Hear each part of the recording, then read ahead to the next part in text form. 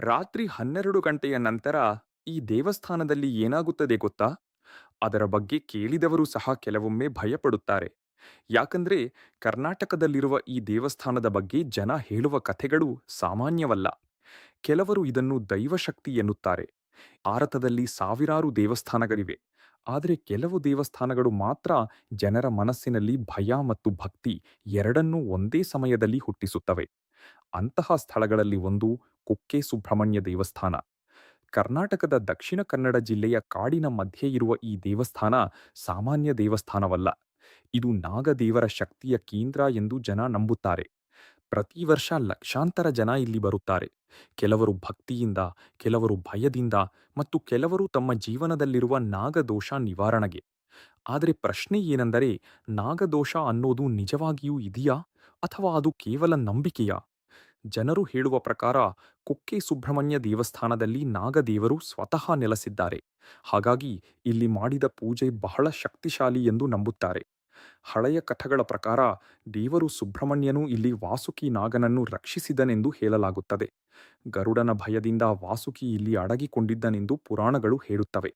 ಆ ಕಾರಣದಿಂದ ಈ ಸ್ಥಳ ನಾಗಗಳ ಪವಿತ್ರ ಸ್ಥಾನವಾಯಿತು. ಇನ್ನು ಕೆಲವರು ಪೂಜೆಯ ನಂತರ ಜೀವನವೇ ಬದಲಾಗಿದೆ ಎಂದು ಹೇಳುತ್ತಾರೆ.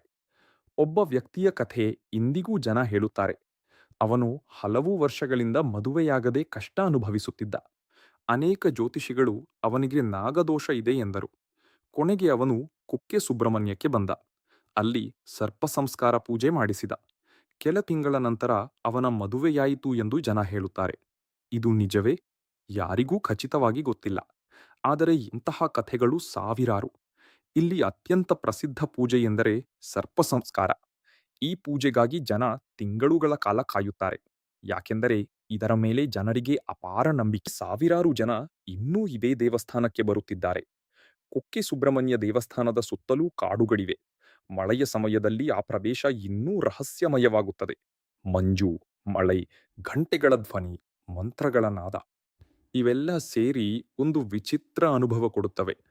ಕೆಲವರು ರಾತ್ರಿ ದೇವಸ್ಥಾನದ ಬಳಿ ನಾಗಗಳನ್ನು ಕಂಡಿದ್ದೇವೆ ಎಂದು ಹೇಳುತ್ತಾರೆ. ಕೆಲವರು ದೇವರ ಕೃಪೆಯಿಂದ ಅಪಾಯದಿಂದ ಪಾರಾದೆವು ಎನ್ನುತ್ತಾರೆ. ಒಂದು ಕಥೆಯ ಪ್ರಕಾರ ಒಬ್ಬ ವ್ಯಕ್ತಿ ದೇವಸ್ಥಾನದ ಬಗ್ಗೆ ಕೆಟ್ಟ ಮಾತಾಡಿದ್ದ. ಅದಾದ ನಂತರ ಅವನ ಜೀವನದಲ್ಲಿ ನಿರಂತರ ಸಮಸ್ಯೆಗಳು ಆರಂಭವಾಯಿತಂತೆ. ಕೊನೆಗೆ ಅವನು ದೇವಸ್ಥಾನಕ್ಕೆ ಬಂದು ಕ್ಷಮೆ ಕೇಳಿದ ನಂತರ ಎಲ್ಲವೂ ಸರಿಯಾಯಿತು ಎಂದು ಜನ ಹೇಳುತ್ತಾರೆ. ಇದು ನಿಜವೇ? ಬಹುಶಃ ಯಾದೃಚ್ಛಿಕವಾಗಿರಬಹುದು. ಆದರೆ ಇಂತಹ ಕಥೆಗಳು ಜನರ ನಂಬಿಕೆಯನ್ನು ಇನ್ನಷ್ಟು ಗಟ್ಟಿಗೊಳಿಸುತ್ತವೆ.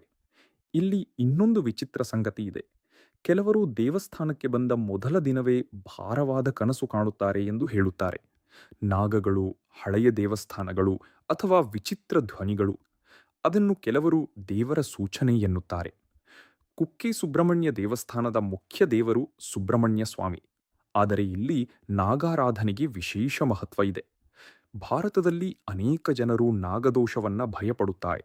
ಮದುವೆಯಾಗದಿರುವುದು, ಮಕ್ಕಳ ಸಮಸ್ಯೆ, ಕುಟುಂಬದ ಕಲಹ, ಹಣದ ಸಮಸ್ಯೆ ಇವೆಲ್ಲಕ್ಕೂ ನಾಗದೋಷ ಕಾರಣ ಎಂದು ಕೆಲವರು ನಂಬುತ್ತಾರೆ. ಅದಕ್ಕಾಗಿ ಜನ ದೂರದೂರಿನಿಂದ ಇಲ್ಲಿ ಬರುತ್ತಾರೆ. ಇಲ್ಲಿ ಪ್ರತಿದಿನ ಸಾವಿರಾರು ಜನ ಸಾಲಿನಲ್ಲಿ ನಿಂತು ದೇವರ ದರ್ಶನ ಪಡೆಯುತ್ತಾರೆ.